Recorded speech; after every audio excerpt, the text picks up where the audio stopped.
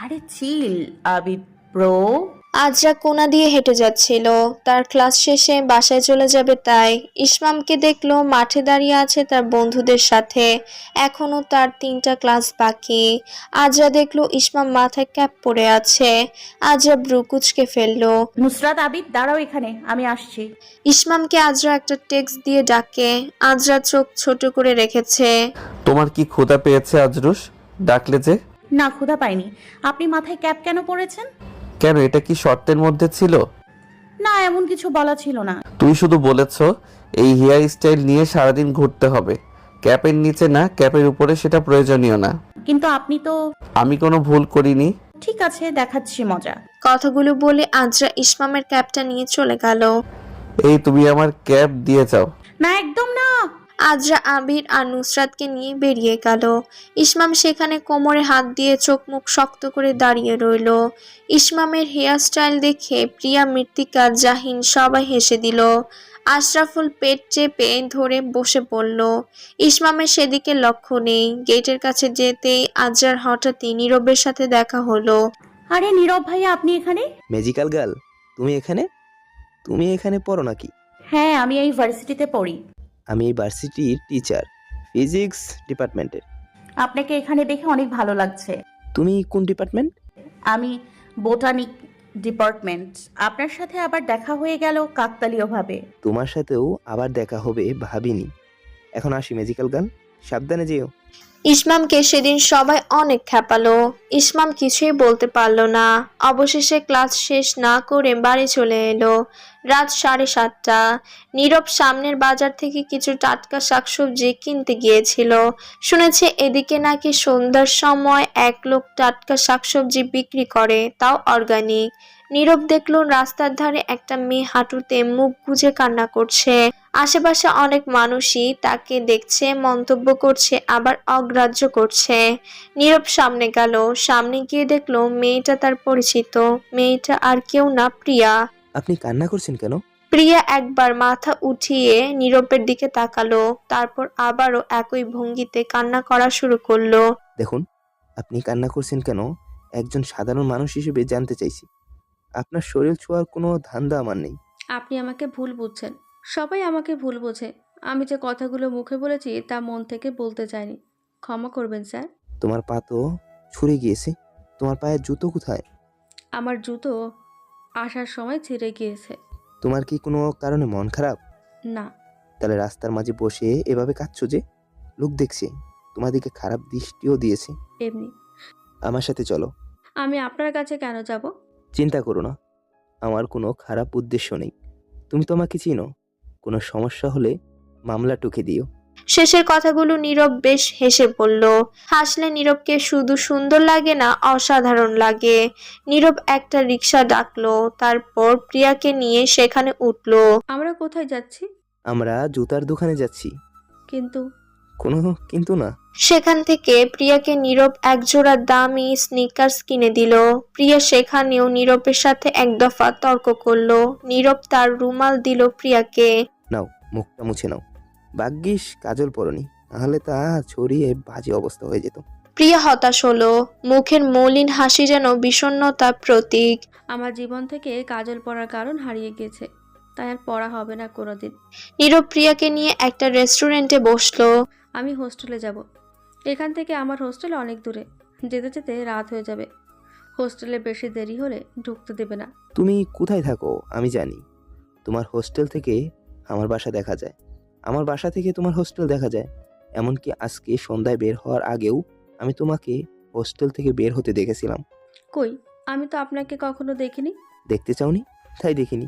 শোনো, তোমার রুমের বারান্দা দিয়ে দাঁড়ালে দক্ষিণ পূর্ব পাশে তোমার হাতের ডান দিকে একটা আকাশি রঙের বিল্ডিং দেখা যায়। তার 4 তলায় আমি থাকি। দেখবে সে 4 তলার একটা বারান্দা আছে, যে বারান্দায় একটা জুপালি বাগান বিলাস গাছ আছে, রানী গোলাপি ঝাড় রং। সেটা আমার বাগান বিলাস। তোমাকে আমি প্রায় দেখি তুমি বারান্দায় দাঁড়িয়ে কফি খাও, কখনো আকাশের দিকে তাকিয়ে থাকো। আমি আপনাকে কখনো দেখিনি। আচ্ছা ঠিক আছে, তোমার জন্য আমি খাবার অর্ডার করছি। না, আমি কিছু খাবো না। আমি খাবো, আর তোমার সাথে কি হয়েছে সেই গল্পটা না হয় শুনলাম। এখানে বলার মতো আমার বিশেষ কোনো গল্প নেই। আমি একজন সাধারণ মানুষ, যার বাবা মা তাকে মেয়ে বলে অবহেলা করেছে, কিন্তু আমি তাদের প্রতি দায়িত্ববোধ ছাড়তে পারছি না। তুমি কি আমাকে বিষয়গুলো খুলে বলতে চাও? তাহলে হালকা হতে পারো। আমি একজন অপর মানুষ। তুমি আমাকে বিষয়গুলো খুলে বললে তোমাকে কখনো কষ্ট দিতে পারবো না বা ক্ষতি করব না। বলতে পারো, হালকা লাগবে। বলার মতো বিশেষ কিছু নেই। আমি বাবা মার বড় মেয়ে, আর আমার একটা ছোট ভাই আছে। মেয়ে বলে ধিক্কার অবহেলা ছিল সর্বদাই।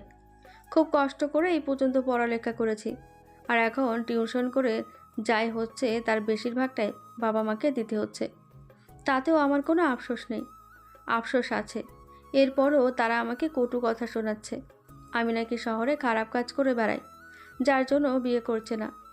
গ্রামে গেলে যখন আমাকে পাত্রপক্ষ দেখতে আসে, তখন তারা বলে আমি অসুন্দর। মেয়েদের নাকি গরিব হলে চলে নাকি, কিন্তু অসুন্দর হলে চলে না। কথাগুলো শুনে যেন নীরব ধাক্কা খেলো। এমন মায়াবী একটা মেয়েকে কেউ অসুন্দর কি করে বলতে পারে? তার গোল গোল চোখ, পাতলা ভ্রুযুগল, সুন্দর শ্যামলা গায়ের রঙে তো যে কেউ মোহিত হয়ে যাবে। তোমাকে মিথ্যা বলেছে? কেন? আমি তো সুন্দর না? তুমি কোনোদিন ভালো করে নিজেকে আয়নায় দেখোনি, বা তারাও মানুষ চিনতে জানে না। তাই আমি বলছি তুমি সুন্দর না। অসুন্দর সেই প্রসঙ্গে যেতে চাই না। সৃষ্টিকর্তার সৃষ্টি প্রত্যেকটা জিনিস সুন্দর। একজন একদিক থেকে দেখে, হয়তোবা আরেকজন আরেক দিক থেকে দেখে। সৌন্দর্যের মানদণ্ড খুবই জটিল। আপনাকে সেদিন এতগুলো কথা বলার জন্য ক্ষমা চাইছি। আসলে আমার মন মানসিকতা ঠিক ছিল না। আমি বুঝতে পারছি, তুমি হয়তো একটা কঠিন সময় পার করছো। তোমার সময় এমন থাকবে না। তা জুতো ছিঁড়ে যাওয়ার জন্য নিজেকে দোষারোপ করছিলে, তাই না? তেমনটাই। আমি আপনার জুতা কেনার টাকা দিয়ে দেব। এটা আমার পক্ষ থেকে একটা উপহার। আপনি কেন আমাকে গিফট দিতে যাবেন? আমি টাকা ফিরিয়ে দেব। তোমার ইচ্ছা। তবে মাঝে মাঝে আমার সাথে চা খেতে যেতে পারো, বা কোনো একটা কফি শপে কফি। তখন না হয় টাকা কেটে ঢুকে রাখবো। প্রিয়ার মুখে প্রসন্ন হাসি দেখা গেল, আর নীরব সেদিনের অপেক্ষায় বসে রইল। আজরা, তোমার সাথে একটু কথা আছে। পঞ্চম হিয়ারিংয়ের ডেট পড়েছে জানো কবে? আগামীকাল দুপুর 1:30টায়। ঠিক আছে, আপনাকে তো কিছু প্রশ্ন করার ছিল, এখন করব। আপনি কি আমার সাথে একটু ছাদে যাবেন? নভেম্বর মাসের সূচনা, চারিদিকে ভালোই ঠান্ডা, তেমনি শীতলতা ঝেঁকে বসেছে মানব শরীরে। আজরা দোলনায় বসে আছে। ইসমাম আজরার পাশে এসে বসলো। তুমি কি প্রতিজ্ঞা করে নিয়েছো যে নিজের খেয়াল রাখবে না? তোমার এসব আচরণের জন্য তোমাকে ঠাটিয়ে দোগালে দিতে ইচ্ছে করে। বিনা সোয়েটারে কেন এসেছো ইডিয়ট? ইসমাম আজরার গায়ে একটা চাদর দিতে দিতে বলল, ইতিমধ্যে বরফের দেশের পুতুল লাগছে। দেখো নাকের আগাও লাল হয়ে গিয়েছে।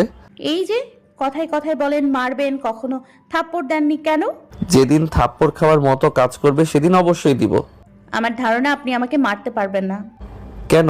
কারণটা আপনিই জানেন, তবে আপনি আমার প্রতি অনেক যত্নশীল। এর পেছনের কারণ আমার অজানা, তবে আপনি কোনো এক কারণে অনেক বেশি যত্নশীল। বউকে যত্ন করা আমার কর্তব্য, দায়িত্ব, ফরজ কাজ। আচ্ছা, আজকাল আপনাকে যখনই আমার সামনে দেখি আপনি চশমা পরেন না কেন? আজকাল ভালো দেখতে শুরু করেছেন নাকি? ইসমাম মাথা নিচু করে হাসলো, তারপর আজরার দিকে বড় বড় চোখে তাকিয়ে দেখলো। কিন্তু আমার মনে হয় তুমি আজকাল আমার চোখ বেশি করে দেখছো। দেখো তো কিছু দেখতে পাও কিনা। সত্যি করে বলুন না, কেন চশমা পরেন না? তোমার মনোযোগ আকর্ষণ করছি। তোমার সামনে আমার চোখ দুটো যেন বেশি সুন্দর দেখায়, তাই এসব করছি। আচ্ছা, আপনি যে সেদিন আমার সাথে ওরকম করলেন, মানে আপনার গার্লফ্রেন্ড কি আপনার সাথে ব্রেকআপ করে দিয়েছে? কোন দিন কি করলাম? সেদিন আমার রুমে আপনাকে ভাই ডাকার জন্য। এত ঘুরিয়ে পেঁচিয়ে কেন বলছো? বললেই হতো। সেদিন চুমু কেন খেয়েছিলেন? আপনি একটা নির্লজ্জ। নিজের বউকে চুমু খাওয়ার যদি নির্লজ্জের লক্ষণ হয়, তাহলে আমি নির্লজ্জ। 1000বার বলতে রাজি। তুমি চাইলে গলায় একটা কাগজ প্রিন্ট করিয়ে ঘুরতে পারি।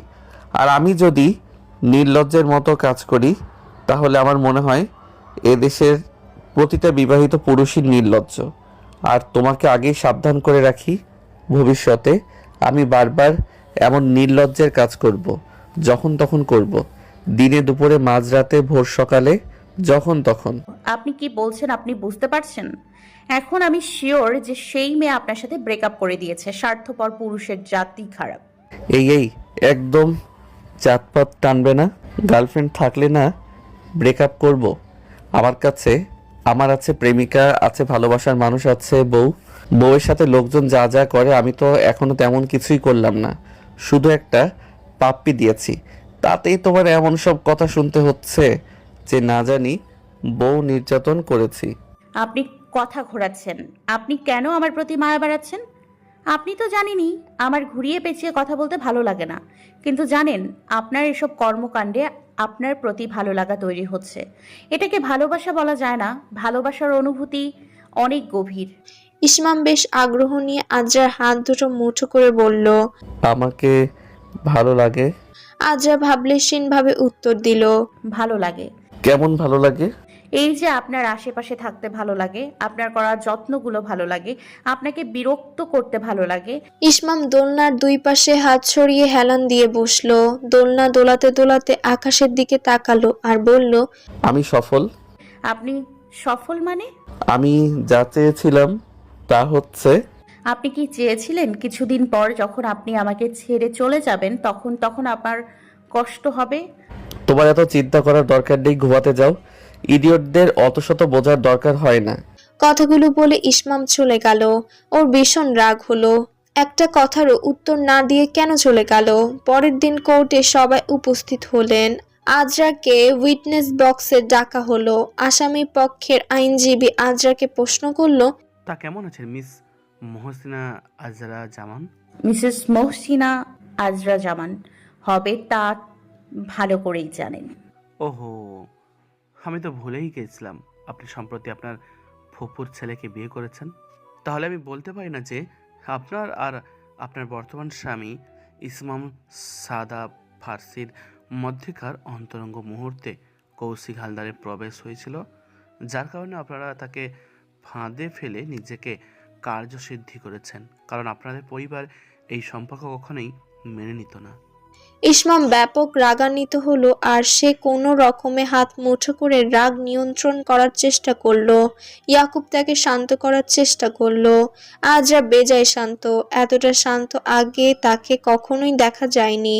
আমার আর ইসমাম সাদা ফার্সির মধ্যে আগে থেকে কোনো সম্পর্ক ছিল না। উভয় পরিবারের সম্মতিতে পারিবারিকভাবে বিয়েটা হয়েছে, তা আপনাকে আগেও বলেছি। তা সে আপনাকে ঠিক কিভাবে কাবু করার চেষ্টা করেছিল যদি খুলে বলতেন? আমি আগেও বলেছি ধস্তাধস্তিতে আমার সম্পূর্ণ মনে নেই, তবে আবার বলছি প্রথমে মিথ্যে বলে সুরাইয়া আমাকে তার রুমে নিয়ে যায়, তারপর কৌশিক ভেতর থেকে দরজা আটকে দেয় আর আমাকে হুমকি দেয় যদি আমি তাকে বিয়ে করতে রাজি না হই তাহলে সে আমার সর্বনাশ করবে। এক পর্যায়ে সে আমার স্পর্শকাতর অঙ্গে হাত দেওয়ার চেষ্টা করে। আমি তাকে আবার জুতো দিয়ে আঘাত করি আর পালিয়ে যাওয়ার চেষ্টা করি, কিন্তু সে পেছন থেকে গলা টিপে ধরে। তারপর রুমের সামনে থাকা ফুলদানি দিয়ে তার ডান হাতে আঘাত করলে সে ওই ভাঙা কাচের টুকরো দিয়ে আমার পেটের বাম দিকে আঘাত করে। ঘটনাস্থলে আমার জীবনী শক্তি কমে আসতে থাকে আর তখন ইসমাম আমাকে খুঁজতে খুঁজতে সেখানে আসেন। আচ্ছা, আপনি যেতে পারেন। এখন আমি ইসমাম সাদা ফার্সিকে সাক্ষ্য দেওয়ার জন্য রাখতে চাই। আচ্ছা বলুন তো, আপনি ঠিক সে সময়ে গিয়ে কি দেখেছিলেন? আমি দেখেছিলাম তার গায়ের ওড়না দূরে পড়ে আছে। সেই ওড়নার অনুসরণে দেখলাম আজরা সেই রুমের দরজার সামনে পেটে দুই হাত চেপে ধরে বসে আছে, আর ও শুধু হাত দিয়ে রুমের দিকে ইশারা করছিল। তা এত লোক রেখে আপনি কেন? বাকিরা ব্যস্ত ছিল, কাউকে সাথে নেওয়ার বা কৈফিয়ত দেওয়ার সময় ছিল না। আর কৌশিক কেটে আজরার সাথে অসভ্যতা করেছিল। আরও কিছু কারণ ছিল যার কারণে আমি তার উদ্দেশ্য সম্পর্কে কিছুটা আঁচ করতে পেরেছিলাম। আদালত জানতে চায়। মিস্টার ফার্সি সবটা খুলে বলুন। কৌশিকের শুরু থেকে আজরার প্রতি কুদৃষ্টি ছিল, যা আমরা বাড়ির ছেলেরা আগেই বুঝতে পেরেছিলাম। আজরাও কিছুটা বুঝতে পেরেছিল, তবে দেরিতে। তা কিভাবে বুঝতে পেরেছিলেন? এখন দয়া করে আপনার সিক্স সেন্সকে লজিক হিসেবে দাঁড় করবেন না। সিক্স সেন্স ছিল, তবে বিয়ের দিন আমি তাকে স্থানীয় কিছু খারাপ ছেলে মেয়েদের সাথে সিরিঞ্জ জাতীয় কিছু নিতে দেখেছিলাম। যেহেতু ওই এলাকায় আমার নানা বাড়ি, তাই অবাধ যাতায়াত ছিল বিধায় সেখান থেকে কিছুটা ধারণা ছিল। আমি আজরাকে নিষেধও করেছিলাম যেন না যায়, তবে এই ফাঁদে যে সুরাইয়ার ভূমিকা প্রধান হবে তা আমার ধারণার বাইরে ছিল।